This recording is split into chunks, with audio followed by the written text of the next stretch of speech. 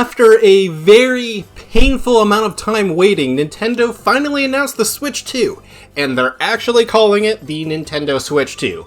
Kind of a boring name, but very safe in comparison to what they did with the Wii U, so this pretty much guarantees we're not having a Wii U situation all over again, where people don't know what the hell the console is, and don't end up thinking it's a peripheral that they don't really need instead of an actual new console. And if you know anything about the Wii U, you know it didn't really prove itself that well. Like, it didn't take advantage of the hardware as much as it could have, and a lot of the games on it were very similar to what could be played elsewhere, so people weren't really jumping at the idea of this console.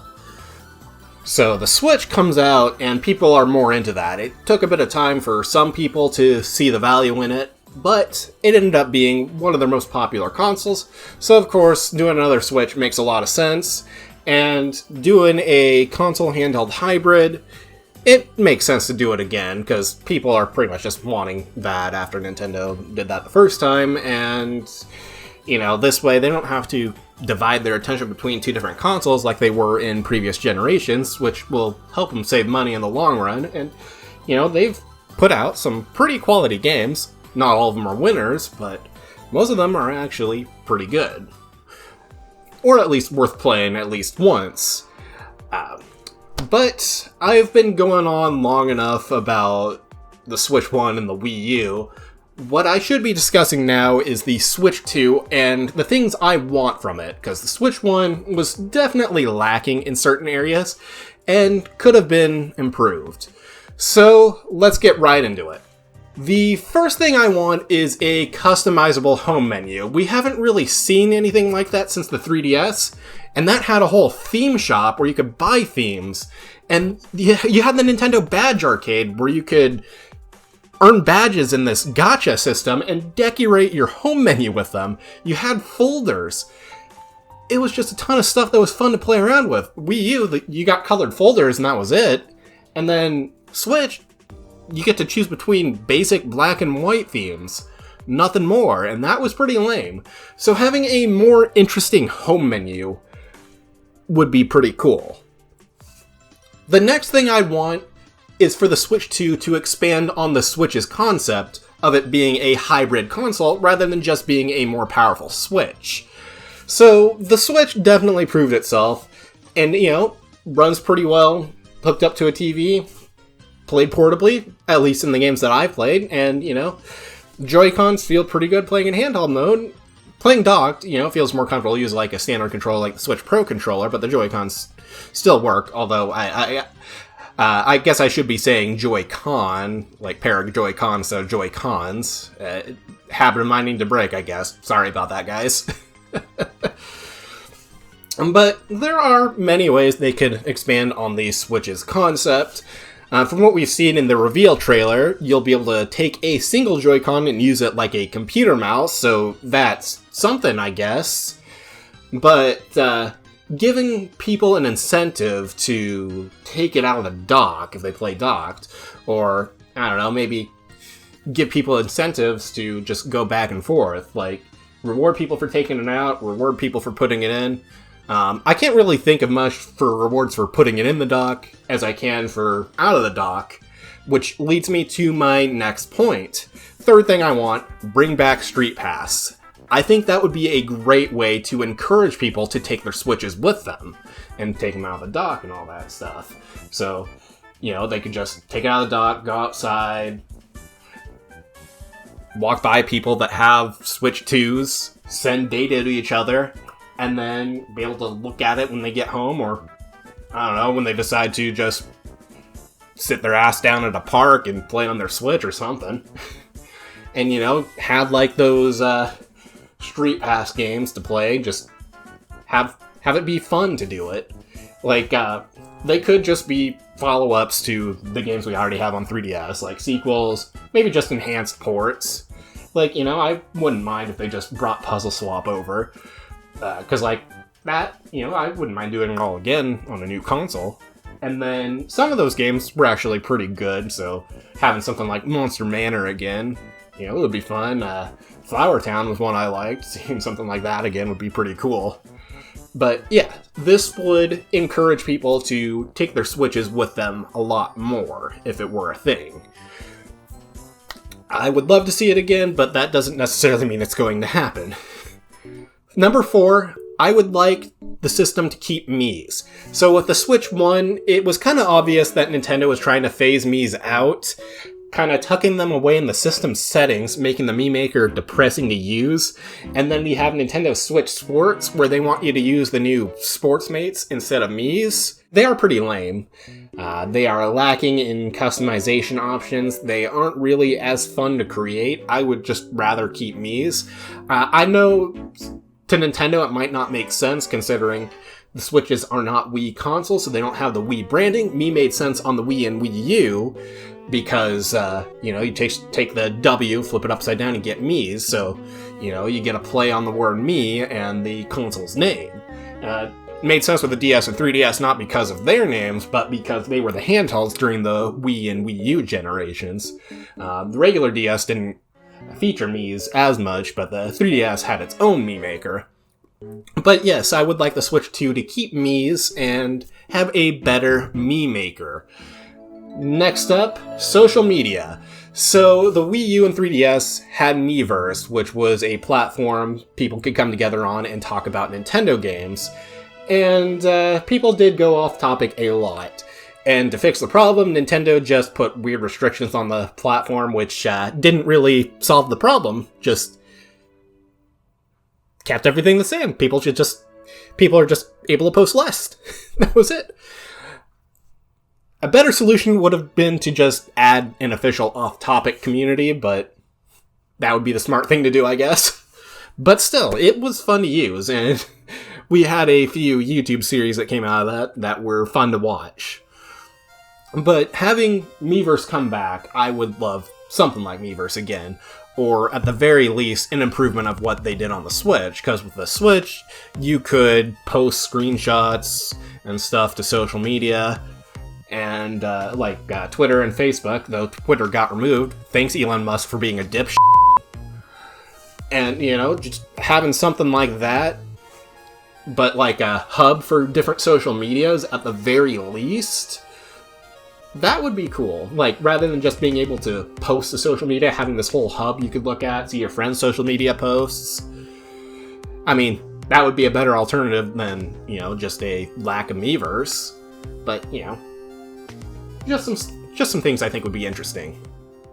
6th thing I'd want, fix the eShop. Pretty much all Switch owners have this problem. The eShop is terrible. It runs like ass. It's not curated very well. It is hard to find good stuff on there.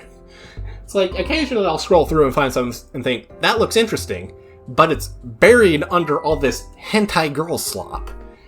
It's on the Switch, so it's not actually gonna be actual hentai. I mean, I assume it's not, but still.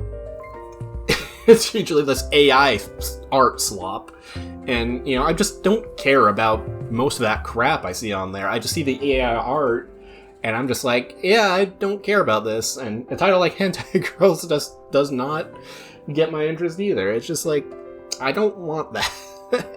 It would be nice if they paid more attention to what went on the eShop as well, because there is way too much garbage on there. Now, next things I want have more to do with the games themselves. So number 7, Switch 1 titles running better. So, for the most part, Switch titles, specifically third-party games, they run worse than their versions on other platforms. And depending on the port, it's usually not too much worse. Some of them are abysmal, like, I won't deny that. But it's usually something like lower frame rates, but nothing unplayable. Lower frame rates, longer loading times. As long as the frame rate's stable, that's fine. The load times aren't extremely long, that's also alright. But, having some of this stuff fixed on Switch 2 would be nice. So like Switch 1 games with longer loading times, we could have that decreased on Switch 2. I'm not really sure if frame rate of these games could be affected on Switch 2, we'll have to see. But, just better performance overall, like, you know, maybe less slowdown, faster load times. That's, at the very least, I want that. And then, continuing from that point, no more cloud versions of games. I'm sure a lot of us are tired of cloud versions of games. It's like, you know, if you can't get the game on the platform natively, just don't put it on the platform. I know you want some way of playing it on there for the people that have that platform, so if people that have that platform are interested can play it, they can play it. But if you're really interested in playing games like that, you should just play them on different hardware. Because, like, if a game I'm interested in is too big for Switch, I'm just gonna get it on PC. Like, if I want to play a game on Switch, I want to play it natively, not cloud. You know, if it's something that's, like, always gonna be online, like an MMO, like, sure, maybe, like, there might be, like, some input lag that way, but, you know, the whole game's online anyways.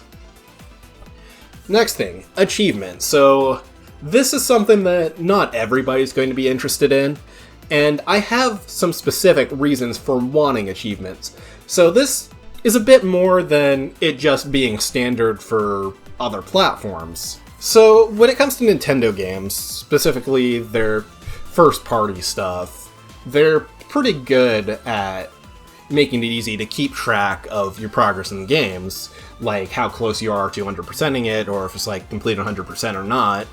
Because it's usually with stuff like collectibles, like, be like, did you collect all these things, collect all those things, and then, like, the game, they'll usually, like, tell you if you collected all of them, and, like, some of them, they reward you, and, you know, you get games that reward you with bonus content when you, collect all of specific items. And we do also have games that have built-in achievements, which is nice, and I do think built-in achievements are better than no achievements at all, because I do like that sense of accomplishment and a bit of a dopamine rush you get. And, you know, they're just good for keeping track of what's been done and what hasn't been done. So, that leads me to the issue I have with the lack of achievements. So, not every game is going to have achievements built in, obviously. And achievements can sometimes track very specific things. And this is more of an issue with third-party games than with first-party. So, there are third-party games where to get an achievement, you have to do something pretty specific in-game, and you're not really going to know that unless an achievement pops up. Because, like, if I'm playing a game on Switch where there's no achievements, and I do that specific thing I would have gotten an achievement for on PC, I'm not really going to know. Because the Switch version's not going to tell me. But if I play it on PC, the achievement will just pop up right then and there, so I'll know that I've accomplished it. So, like, if I do, like, nearly all of the other stuff on Switch, it's just like, how am I going to know that it's complete 100%? How will I truly know I've done everything? Because there are very specific things you have to do on the other versions to get all the achievements. And then there's this console where there are no achievements at all, so how do I keep track of it there? I'm not that much of a nerd. The very final thing is just to add more personality to it overall. Switch was very lacking in that kind of stuff. Menu was boring, eShop was boring, and Mii Maker is boring. Like, you know, not really fun. Lack of music just takes away from the personality. It just makes stuff less fun to use, and, you know, it just feels like, I don't know, kind of generic the way some of the stuff's thrown together. Just lacking that Nintendo charm, which, you know, I wish we could see more of. You know, add more of, like, the built-in mini-games. Like, not, like, too much, because, like, you don't want it to be bloated, but, like, have stuff to do with your console out of the box that you don't need to buy extra games for. Because, like, you don't want to just buy a console and just have nothing to do with it. At least give us a few things to play around with. Because, come on, we want better things to do than shoving a Joy-Con up our asses.